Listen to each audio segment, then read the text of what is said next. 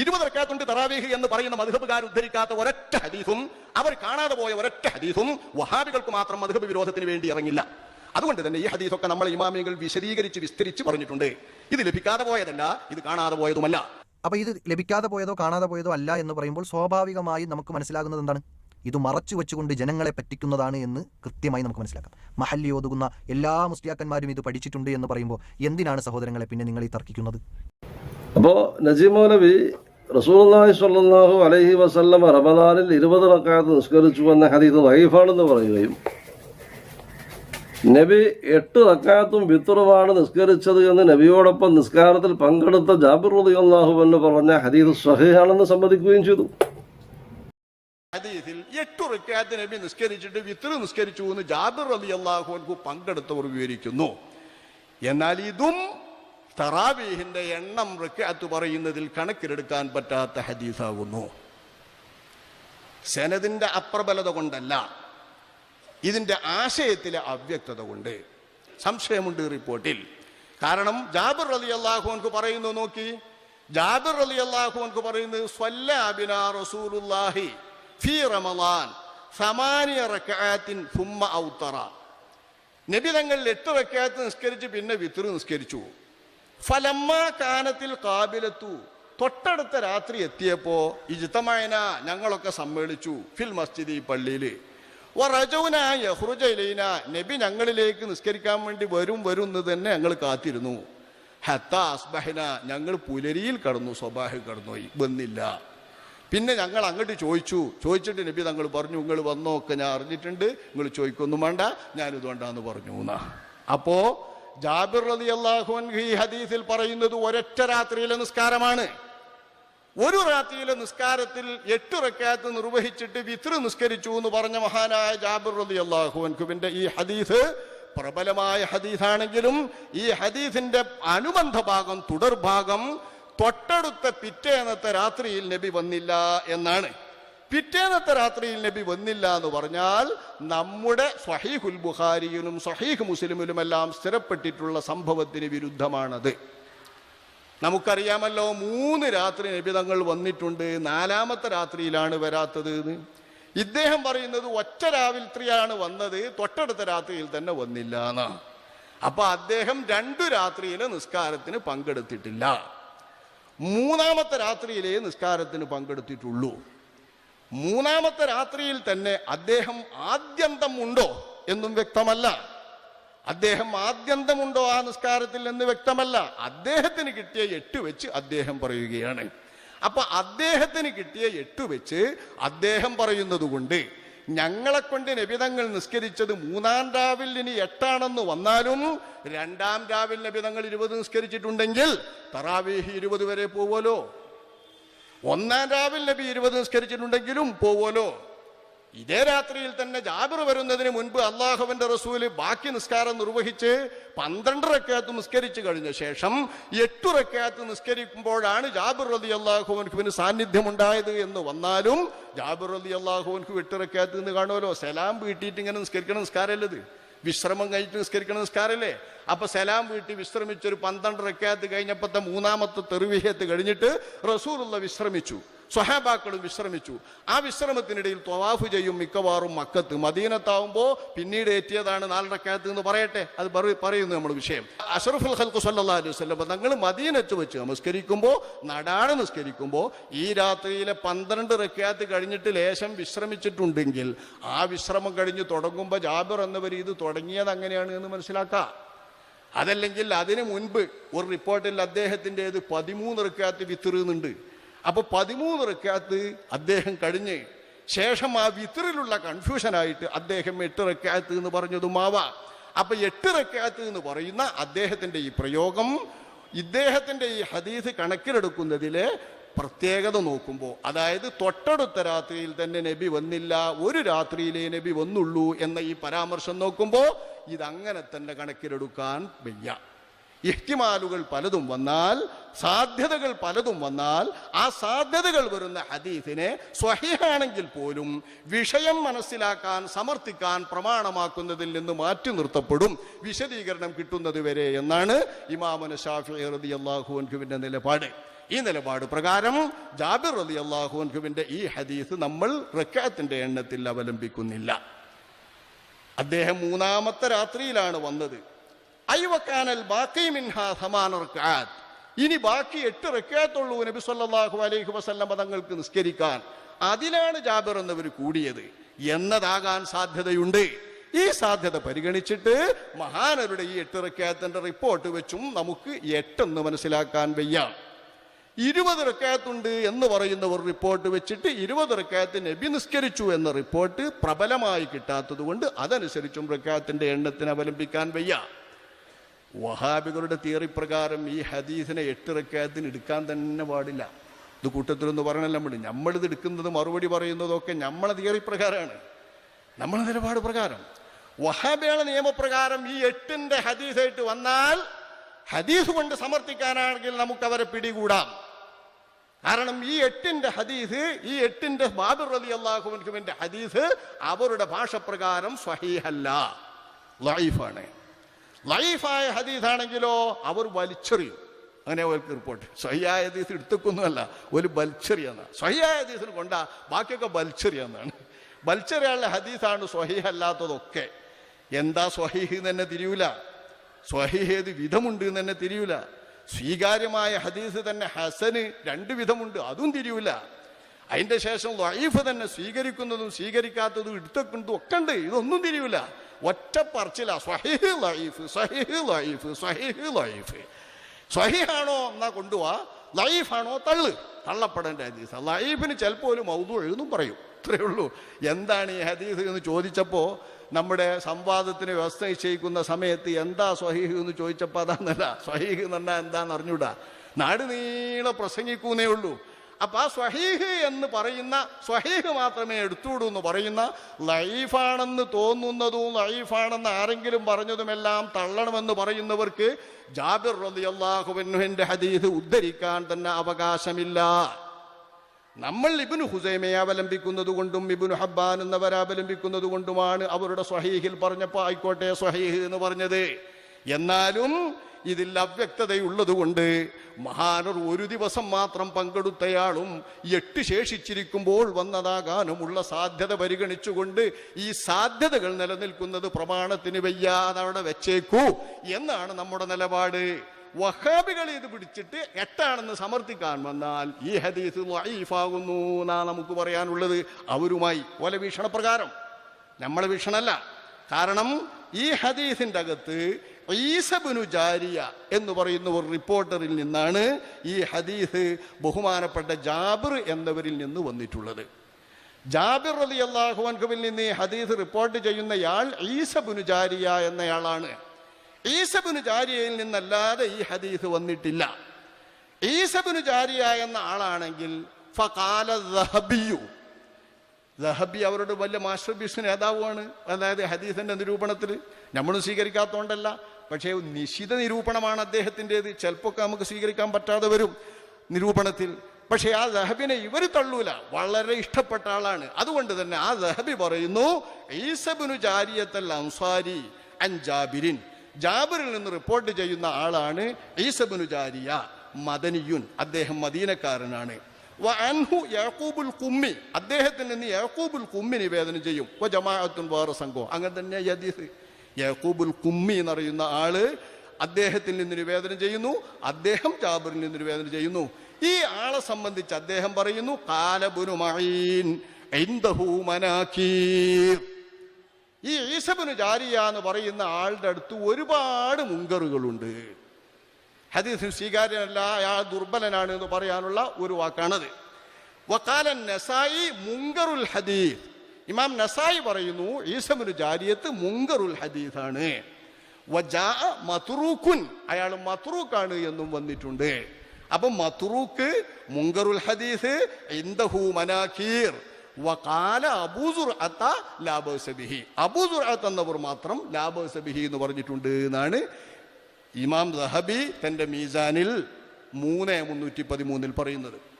നമ്മളെ ഇമാം ഹാഫിദ് ഇബ്നു ഹജർ അസ്കലാനി തങ്ങൾ തന്റെ തഹ്ദീബിൽ വിവരിക്കുന്നു ഖാല ഇബ്നു അബീ ഖൈസമ അൻ ഇബ്നു മഈൻ ലൈസ ബിദാക്, ലൈസ ബിദാക്, ഇബ്നു മഈൻ, യഹ്യ ഇബ്നു മഈൻ എന്ന ഹദീസ് നിരൂപകൻ ഈസ ഇബ്നു ജാരിയ എന്ന ആളെ പറഞ്ഞത് അയാൾ അത്രക്ക് പോരാ എന്നാണ്. ലൈസ ബിദാ, അയാൾ അത്രക്ക് പോരാ എന്ന അർത്ഥത്തിൽ ഉപയോഗിക്കുന്ന ഒരു വാക്ക്. ലാ ഇലമു അഹദൻ റവാ അൻഹു വൈറ യാഖൂബ്, യാഖൂബുൽ ഖുമ്മി എന്ന ആളല്ലാതെ മറ്റൊരാളും അദ്ദേഹത്തിന് റിപ്പോർട്ട് ചെയ്തിട്ടില്ല. ഇത് നല്ല ഒന്നും, ഈ ഹദീസല്ല, ഒന്നും അയാളിൽ നിന്ന് റിപ്പോർട്ട് ചെയ്തിട്ടില്ല. വഖാല ദൂരി അൻ ഇബ്നു മഈൻ, യഹ്യ ഇബ്നു മഈൻ പറഞ്ഞതായിട്ട് അദ്ദേഹം പറയുന്നത് ഇൻദഹു മനാകീർ ഹദ്ദസ അൻഹു യാഖൂബുൽ ഖുമ്മി വഅംബസതു ഖാലി റയ്, റയ്യിലെ ഖാലിയായ അംബസത്തും യാഖൂബുൽ ഖുമ്മിയും നിവേദനം ചെയ്തിട്ടുണ്ട്. ഈ ഇയാളെപ്പറ്റി ഇൻദഹു മനാകീർ എന്നാണ് യഹ്യ ഇബ്നു മഈൻ പറഞ്ഞത്. മറ്റൊരു നിരൂപകൻ ഹൈസമി, അദ്ദേഹം പറയുന്നത് വളഅഫഹു ഇബ്നു മഈൻ, യഹ്യ ഇബ്നു മഈൻ ഇദ്ദേഹത്തെ ലഈഫാക്കിയിരിക്കുന്നു എന്നാണ്. യഹ്യ ഇബ്നു മഈനിനെ പോലുള്ള ഒരു മഹാൻ, ഇമാം നസായിയെ പോലുള്ള മഹാന്മാർ ലഈഫാണെന്നും മുൻകറുൽ ഹദീസാണെന്നും ഇൻദഹു മനാകീറു എന്നും പറഞ്ഞ ആ ഹദീസല്ലേ ജാബിർ റളിയല്ലാഹു അൻഹുവിന്റെ 8 ഹദീസ്.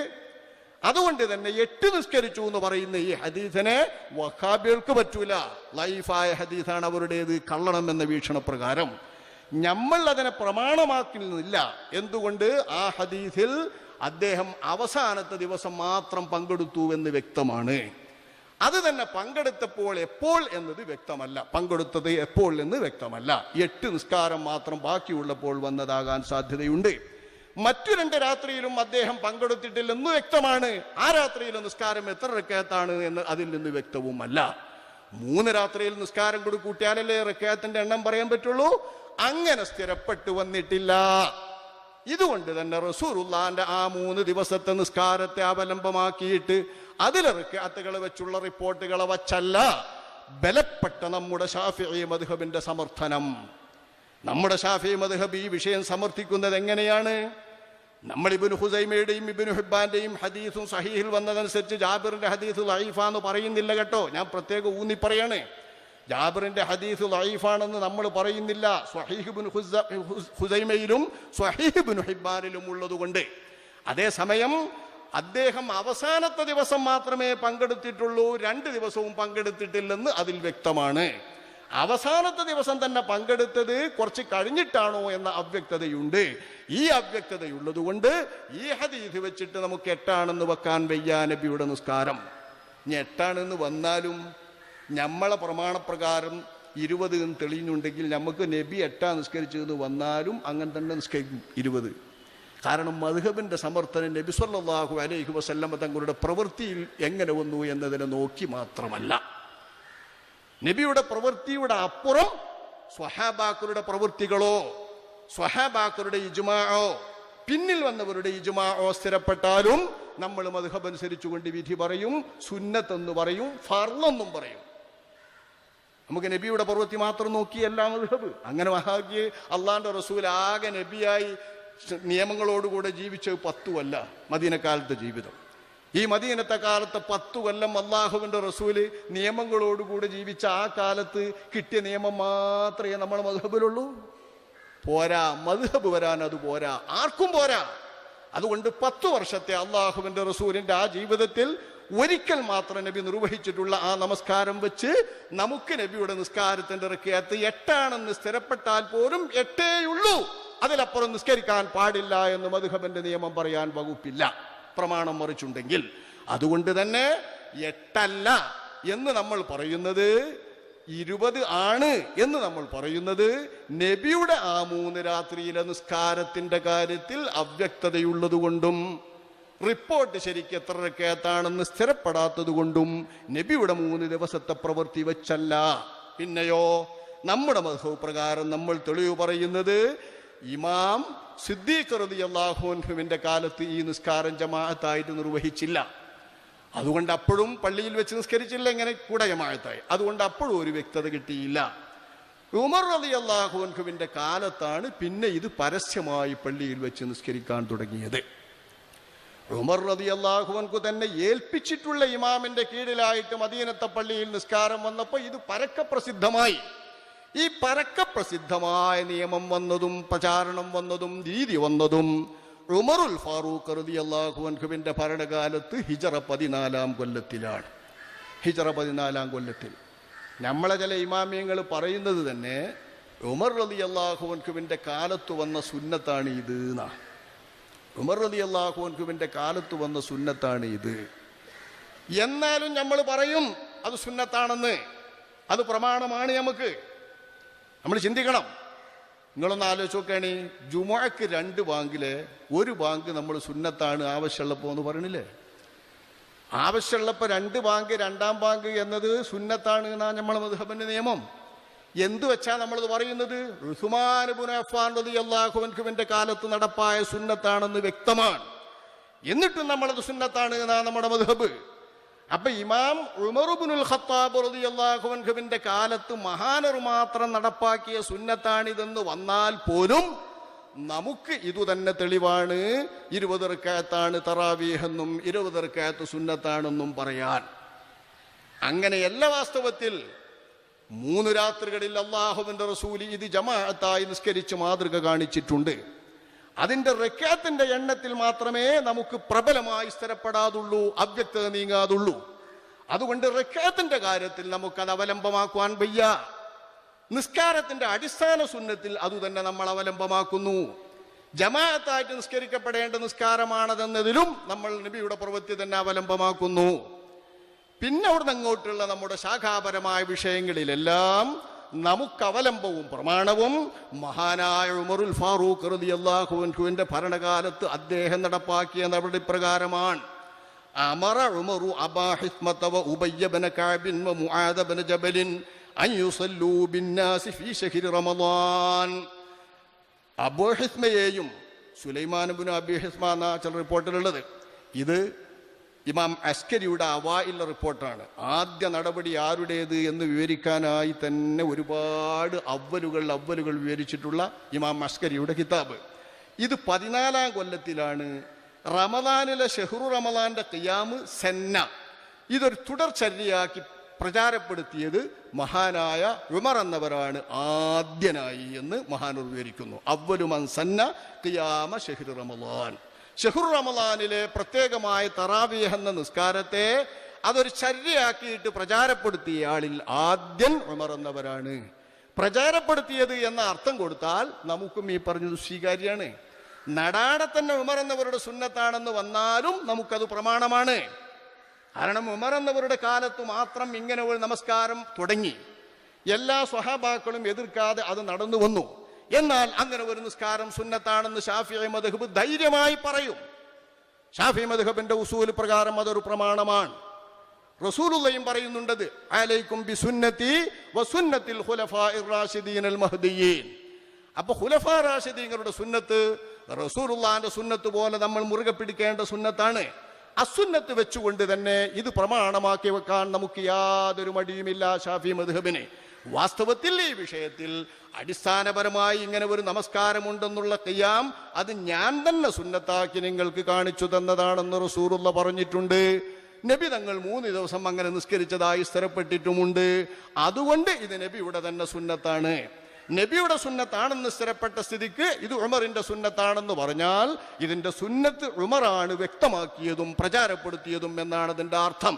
ആ അർത്ഥം മനസ്സിലാക്കിയിട്ട് നമുക്ക് പറയാം ആദ്യം ഉമർ എന്നവരാ. ആ നമസ്കാരം എത്രയെന്ന് നോക്കിയിട്ടാ ഉബയ്യ് ഇബ്നു കഅബ്, ചിലപ്പോൾ മുആദ് ഇബ്നു ജബൽ, സുലൈമാൻ ഇബ്നു അബി ഹിസ്മ, ഇങ്ങനെ 3 വ്യക്തികളെ ഇമാമാക്കിയിട്ട് നിസ്കരിച്ചിട്ട് ആണുങ്ങൾക്കും പെണ്ണുങ്ങൾക്കുമായി പ്രത്യേകം നിസ്കരിക്കാൻ അവസാന കാലത്തെത്തിയപ്പോൾ അങ്ങനെയാ വന്നത്. ആ രീതിയിൽ മഹാനായ ഇമാം ഉമർ റളിയല്ലാഹു അൻഹു, 2-ാം ഖലീഫ ഉമർ റളിയല്ലാഹു അൻഹു അങ്ങനെ നിസ്കാരം നടപ്പാക്കി പള്ളിയിൽ. ഇതിന് ആധാരമാകുന്ന വിഷയം മഹാനർ പറയുന്നുണ്ട്. വസമിഅ അന്നാസ യഖൂലൂൻ ഫുലാനുൻ അഖറഉ മിൻ ഫുലാൻ വഫുലാനുൻ അഹ്സനു സൗതൻ ബിൽ ഖുർആനി മിൻ ഫുലാൻ. പള്ളിയിൽ വന്ന ആളുകളൊക്കെ പല പല ജമാഅത്തായിട്ട് നിസ്കരിക്കുന്നു. ഇത് സഹീഹുൽ ബുഖാരിയിൽ അങ്ങനെ തന്നെ വ്യക്തമായിട്ടുണ്ട്. ഒറ്റയ്ക്ക് നിസ്കരിക്കുന്നവർ, ജമാഅത്തായിട്ട് നിസ്കരിക്കുന്നവർ. ആ ജമാഅത്തായിട്ട് നിസ്കരിക്കുന്ന ജമാഅത്ത് എങ്ങനെയാ? ഒരു ഇമാമിന്റെ പിന്നിൽ കുറച്ചാള്, വേറൊരു ഇമാമിന്റെ പിന്നിൽ കുറച്ചാള്, ഇങ്ങനെയുള്ള കുറച്ച് ജമാഅത്തുകളായി നിസ്കരിക്കുന്നവർ ചിലർ പറയുന്നു, ഓ നീ നിസ്കരിച്ച ആളെക്കാളും എൻ്റെ ഇമാമേനും വലിയ ഓത്തുകാരൻ. വേറൊരാൾ പറയുന്നു അയാളെ ഒച്ച ശബ്ദം എന്താണോ, ഓത്തിൻ്റെ ഒരു ഈണം നല്ല രസം. ഇങ്ങനെ ആളുകളെ ഇമാമിയങ്ങളെ ഓത്തധികമുണ്ടെന്നും ഓത്തിന്റെ ശബ്ദം നന്നെന്നും പറഞ്ഞ് തരം തിരിച്ചുകൊണ്ട് വീമ്പ് പറയാൻ തുടങ്ങി. ഈ വീമ്പ് പറയുന്നത് കേട്ടപ്പോ ഫനഹാഹുമന്ദാലിക ഉമർ എന്നവർ അതിനെ തടഞ്ഞു. വഖാൽ മൂപ്പർ ചോദിച്ചു, അതഫ്അലൂന ദാത് വഅൻതും അൻതും, നിങ്ങൾ റസൂലുള്ളാഹിന്റെ സ്വഹാബാക്കളും ഈ ദീൻ പിൻതലമുറക്ക് അതിന്റെ ശരിയായ രേഖയിൽ തെളിയിച്ചു കൊടുക്കേണ്ട മാതൃകാ പുരുഷന്മാരുമായിരിക്കെ നിങ്ങളാണോ ഇങ്ങനെ പറയുന്നത്? പല ജമാഅത്തുകളിൽ ഇയാൾക്ക് കുറെ ഖുർആൻ ഓത്തുണ്ട്, ഇയാൾക്ക് കുറെ നല്ല ഒച്ചയാണ് എന്ന് പറഞ്ഞിട്ട് ആളുകൾ അങ്ങോട്ടും ഇങ്ങോട്ടും പറഞ്ഞ് ആകർഷിച്ചിട്ട് ജമാഅത്തിന് ആളുണ്ടാക്കാനും ഇൻ്റെപ്പം വരി ഇൻ്റെപ്പം വരി ഇയാളൊപ്പം കൂടി എന്ന് തർക്കിക്കാനും മുനാഫസത്ത് നിൽക്കാണോ? ഇത് ശരിയല്ല. ഇത് നിങ്ങളിൽ നിന്ന് ഒരിക്കലും പ്രതീക്ഷിച്ചുകൂടാ. ഫകൈഫ ബിമൻ ജാഅ ബഅദകും, നിങ്ങൾക്ക് ശേഷമുള്ളവർ ഇനി എങ്ങനെയൊക്കെ പറയും ഈ നിസ്കാരം കൊണ്ട്? ശരി തന്നെയല്ലേ? നമ്മളെങ്ങനെയൊക്കെ ആ പള്ളി പോവുക, അവിടെ എന്താണെന്നറിയോ ഹാഫിള, ഈ പള്ളി പോവുക, അവിടെ എന്താണെന്നറിയോ എന്തോ ഒരു ചുരുക്ക, അവിടെ പോയൊക്കെ അവിടെ നല്ല മനസ്സിക്കാൻ പോവും, അപ്പുറത്ത് പോയൊക്കെ അവിടെ അതുണ്ട് ഇതുണ്ട്, എന്തൊക്കെയാ നമ്മൾ നിസ്കാരത്തിന് ആളെ കൊണ്ടുപോകാൻ പറയുന്നത്? ഇത് ആളെ കൂട്ടാൻ വേണ്ടി മത്സരിപ്പിക്കുന്ന ഒരു ശൈലിയിലേക്ക് എത്തിയപ്പോ പല സംഘങ്ങളായി ജമാഅത്തായി നിസ്കരിക്കുന്നത് നബിയിൽ നിന്ന് 3 ദിവസത്തെ നിസ്കാരം കൊണ്ട് അറിയപ്പെട്ടതിനെ മാതൃകയാക്കി ചിലരൊക്കെ ജമാഅത്തായും ഒക്കെ നിർവഹിക്കുന്നതും ഈ ജമാഅത്തിൽ ആളെ കൂട്ടാൻ വേണ്ടി പരസ്പരം മത്സരിക്കുന്നതും കണ്ടപ്പോ മഹാനായ ഉമർ പറഞ്ഞു, ബേക്കറി വരുന്നവർ പിന്നെ എന്തെല്ലാം ചെയ്യും, നിങ്ങൾ എന്നെങ്ങനെ ചെയ്താല് എന്ന് വന്നിട്ടാണ് അദ്ദേഹം ഒരു ഇമാമിന്റെ കീഴിൽ ഇവരെ ഏകോപിച്ചത്. ഉബയ്യ് ഇബ്നു കഅബ് റളിയല്ലാഹു അൻഹുവിന്റെ നേതൃത്വത്തിൽ, ചിലപ്പോൾ മുആദ് ഇബ്നു ജബൽ റളിയല്ലാഹു അൻഹുവിന്റെ നേതൃത്വത്തിൽ, സുലൈമാൻ ഇബ്നു അബി ഹിസ്മ എന്നവരുടെ നേതൃത്വത്തിലും പെണ്ണുങ്ങളുടെ ഇമാമായിരുന്നു പറയപ്പെടുന്നു. ഏതോ ഇവർ മഹാനായ ഉമർ എന്നവർ നിശ്ചയിച്ച ഇമാമുകളാണ്. ഇങ്ങനെ പിന്നെ ഉബയ്യനെ നിശ്ചയിച്ചിട്ട് ഫസ്വല്ലാ ബിഹിം, ഉബയ്യ് ഇവരെ കൊണ്ട് നിസ്കരിച്ചിട്ട് ഒറ്റ ജമാഅത്തായി മദീനത്തെ പള്ളിയിൽ കണ്ടപ്പോൾ ഫറആഹും ഉമർ, ഉമർ റളിയല്ലാഹു അൻഹു ഈ കാഴ്ച കണ്ടു. മഹാനവറുകൾ പറഞ്ഞു, ബിദ്അ വഅയ്യു ബിദ്അ, ഇത് കൗതുകമുള്ള ഒരു നടപടിയാണെങ്കിലും ഇതിനു മുൻപ് നമ്മൾ ഇങ്ങനെ കാണാത്ത നടപടിയാണെങ്കിലും ഒരു ഇമാമിന്റെ കീഴിൽ പരസ്യമായി റമദാൻ മുഴുക്ക നിസ്കരിക്കുന്ന ഈ ഒരു നടപടി വല്ലാത്ത ഒരു കൗതുക നടപടി തന്നെ, നല്ല ഒരു കൗതുക നടപടി തന്നെ എന്ന് മഹാനായ ഉമർ എന്നവർ അതിനെ പ്രകീർത്തിക്കുകയും ചെയ്തു. ثم أقر أبي على ذلك, മഹാനായ ഉബയ്യ് എന്നവരെ അതേ നിലപാട് നിലനിർത്തുകയും വഅദാഫ ഇലൈഹി അബാ ഹിസ്മത വമുആദൻ, അബൂ ഹിസ്മയെയും മുആദ് ഇബ്നു ജബലിനെയും കൂട്ടിച്ചേർത്ത് കൊടുക്കുകയും ചെയ്തു എന്ന് ഇമാം അസ്കരി തന്റെ അവായിൽ 105 ആദ്യം ഉമർ എന്നവരാകുന്നു ഇതിൽ ഇമാമത്തിന് ആളെ നിയമിച്ചത് എന്ന് വിവരിച്ചുകൊണ്ട് വിവരിക്കുന്നു.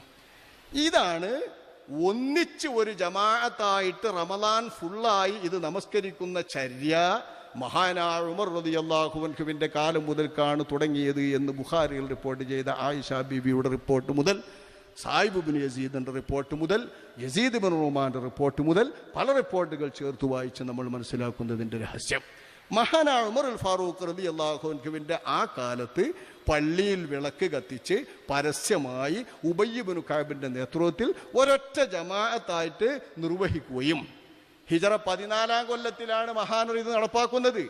24-ലാണ് ഉമറുൽ ഫാറൂഖ് എന്നവർ വഫാത്താവുന്നത്. പിന്നെ 10 കൊല്ലം, പിന്നത്തെ 10 കൊല്ലം ബഹുമാനപ്പെട്ടവർ 23 അവസാനത്തിലാണ് വഫാത്താവുന്നത്. 24 മുഹറം മാസത്തിലെ 1-ാം നാളിൽ ആ മഹാനനെ മറമാടപ്പെടുന്നത് ഉമർ എന്നവരെ. ആ ഉമർ എന്നവർക്കുള്ള 8-9-10 കൊല്ലക്കാലം മഹാനായ ഉമറിന്റെ നേതൃത്വത്തിൽ മദീനത്തെ പള്ളിയിൽ ഉബയ്യ് ഇബ്നു കഅബ് റളിയല്ലാഹു അൻഹു ഇമാമായി കൊണ്ട് മഹാനരുടെ ഖിലാഫത്ത് കാലത്ത് നിസ്കാരം നിർവഹിച്ചു. ഇതിന്റെ റക്അത്തുകൾ അജ്ഞാതമാകുമോ? ഇതിന്റെ റക്അത്തുകൾ ആൾക്ക് തിരിയാതെ പോകുമോ? ശേഷം ഉസ്മാൻ ഇബ്നു അഫ്ഫാൻ റളിയല്ലാഹു അൻഹുവിന്റെ കാലത്തും വന്നു, ശേഷം അലി റളിയല്ലാഹു അൻഹുവിന്റെ ഖിലാഫത്ത് കാലത്തും വന്നു. ഈ 4 ഖലീഫമാരെയും നമ്മൾ റസൂലുള്ളാഹിന്റെ ശേഷം അവലംബയോഗ്യമായി പിടിച്ചില്ലെങ്കിൽ നമുക്ക് ദീൻ കിട്ടുമോ? ഒരിക്കലും കിട്ടില്ല. അത് റസൂലുള്ള പ്രത്യേകം എന്റെ പ്രാതിനിധ്യമുള്ള കാലമാണ്, ശേഷം നിങ്ങൾ നോക്കേണ്ട. ഈ 4 ഖലീഫമാരായ ഖുലഫാ റാഷിദുകളുടെ കാലം എന്റെ ഖിലാഫത്താണ്. എന്റെ ഖിലാഫത്തുള്ളത് നിങ്ങൾക്ക് ഞാൻ തന്നെ ചെയ്തു തരുന്നത് പോലെ നിങ്ങൾ മനസ്സിലാക്കണം.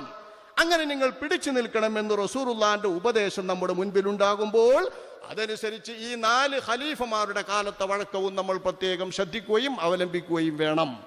അത് നമുക്ക് പ്രമാണവും ആണ്, സ്വീകാര്യവും ആണ്, പിറകിൽ ഒരു നിയമത്തിന് പ്രമാണവും ആണ്. അതനുസരിച്ച് ഈ 4 ഖലീഫമാരിൽ നിന്ന് സിദ്ദീഖ് എന്നവരുടെ കാലത്ത് ഇതിങ്ങനെ നിസ്കരിക്കാനുള്ള ഇടപാടിന് സമയമില്ല.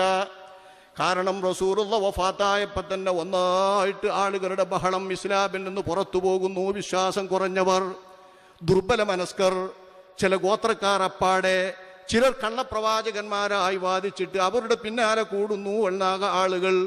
ഇവരെയൊക്കെ അടക്കി നിർത്താനും ഇവരെയൊക്കെ പിടിച്ചു നിർത്താനും അവരോട് പടവെട്ടാനും യുദ്ധം ചെയ്യാനും വരെ പോകാനുള്ള സമയമല്ലേ 2 കൊല്ലവും 4 മാസവും മാത്രം നിലനിന്നിട്ടുള്ള മഹാനായ സിദ്ദീഖ് റളിയല്ലാഹു അൻഹുവിന്റെ ഖിലാഫത്തിലുള്ളൂ. അള്ളാന്റെ റസൂലിന്റെ വഫാത്തിനെ തുടർന്ന് സമുദായത്തിലുണ്ടായിട്ടുള്ള വിപത്തുകളും നഷ്ടങ്ങളും, ആ കഷ്ടനഷ്ടത്തിന്റെ പ്രത്യേകമായിട്ടുള്ള സ്വഹാബാക്കളുടെ വിഭ്രാന്തിയും, സ്വഹാബാക്കൾക്ക് ശേഷം വന്നിട്ടുള്ള ആളുകൾ ഇതിൽ പുതുതായി വരുമ്പോൾ ഉണ്ടാകുന്ന അവസ്ഥകളുമെല്ലാം പരിഗണിച്ചാൽ ഇസ്ലാമിന്റെ നബിയുടെ സുന്നത്തിനെ ഒന്ന് കൃത്യമാക്കി വെച്ച് ഇസ്ലാമിനെ തന്നെ ഉറപ്പിച്ചു നിർത്താൻ വേണ്ട യുദ്ധങ്ങളൊക്കെ ചെയ്തിട്ട് അവരെ ഇസ്ലാമിൽ ഉറപ്പിച്ചു നിർത്തി ഇസ്ലാമിനെ നിലനിർത്തുന്ന ഒരു നബിയുടെ കർത്തവ്യമാണ് മഹാനായ ഉമർ എന്നവർ അബൂബക്കർ സിദ്ദീഖ് നിർവഹിച്ചത്.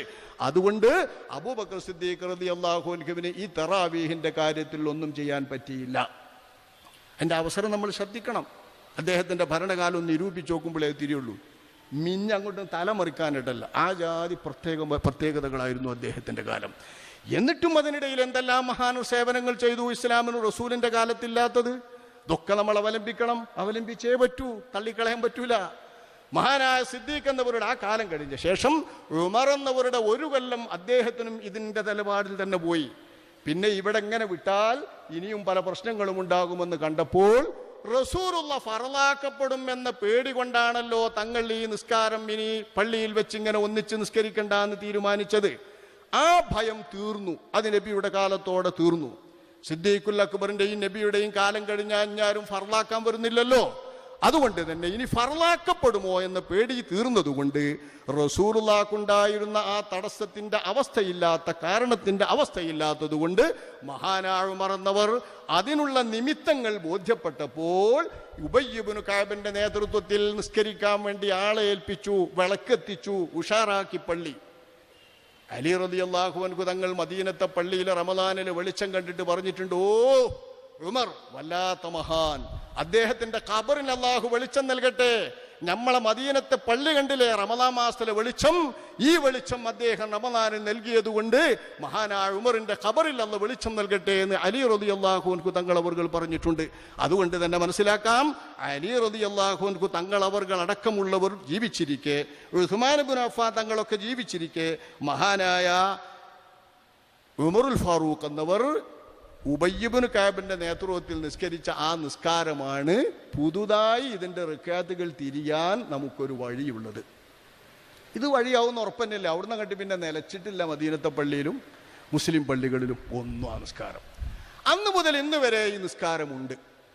അപ്പൊ അന്ന് മുതലുള്ള ആ നമസ്കാരത്തിന്റെ റിക്കാത്തുകളുടെ എണ്ണം ഇനി മറഞ്ഞു പോകില്ല, അതിൽ അവ്യക്തത വരില്ല. അവ്യക്തത കരുതിക്കൂട്ടി സൃഷ്ടിച്ചിട്ട് വേണം ആരെങ്കിലുമൊക്കെ. അങ്ങനെ സൃഷ്ടിച്ചാൽ അവ്യക്തത ഉണ്ടാവും, വെറുതെ സൃഷ്ടിച്ചാല്. നേരെ മറിച്ച് വ്യക്തമായിട്ടുള്ള തെളിവ് പ്രകാരം ഒരു അവ്യക്തത ഇതിൽ വരാൻ വയ്യ. ഇത് വെച്ചുകൊണ്ടാണ് ഇമാമുൻ നവവി റളിയല്ലാഹു അൻഹു തങ്ങൾ നമ്മുടെ മദ്ഹബിനെ വിവരിക്കുന്നത്, വഹ്തജ്ജ അസ്ഹാബുനാ ബിമാ റവാഹുൽ ബൈഹഖി വഗൈറുഹു ബിൽ ഇസ്നാദി സ്വഹീഹി അനി സായിബ് ഇബ്നു യസീദ് സ്വഹാബി. സായിബ് ഇബ്നു യസീദ് റളിയല്ലാഹു അൻഹു എന്ന സ്വഹാബിയിൽ നിന്ന് പ്രബലമായ സനദ് പ്രകാരം ഇമാം ബൈഹഖിയും മറ്റും നിവേദനം ചെയ്തിട്ടുള്ള റിപ്പോർട്ട് അനുസരിച്ചാണ് നമ്മുടെ മദ്ഹബിന്റെ തെളിവ് പ്രമാണം നമ്മുടെ മദ്ഹബിന്റെ വക്താക്കൾ പിടിച്ചത്. എന്താ സായിബ് ഇബ്നു യസീദ് പറയുന്നത്? കാനൂ യഖൂമൂന അലാ അഹ്ദി ഉമർ ഇബ്നുൽ ഖത്താബ് ഫീ ശഹ്രി റമളാന ബി20 റക്അ. ഉമർ റളിയല്ലാഹു അൻഹുവിന്റെ കാലത്ത് സ്വഹാബാക്കൾ പള്ളിയിൽ നിസ്കരിച്ചിരുന്നത് മദീനത്തെ പള്ളിയിൽ മാത്രമല്ല, മറ്റെവിടെയും നിസ്കരിച്ചിരുന്നത് ഉമർ റളിയല്ലാഹു അൻഹുവിന്റെ ഭരണകാലത്ത് സ്വഹാബാക്കൾ 20 റക്അത്താണ്. വകാനൂ യഖൂമൂന ബിൽ മിഅതൈനി വകാനൂ യതവക്കഊന അലാ ഉസയ്യിഹിം ഫീ അഹ്ദി ഉസ്മാൻ മിൻ ശിദ്ദത്തിൽ ഖിയാം. 200 വരുന്ന ആയത്തുകൾ വീതമാണ് റക്അത്തുകളിൽ ഓതിയിരുന്നത്. അപ്പോൾ ഒരുപാട് നിൽക്കേ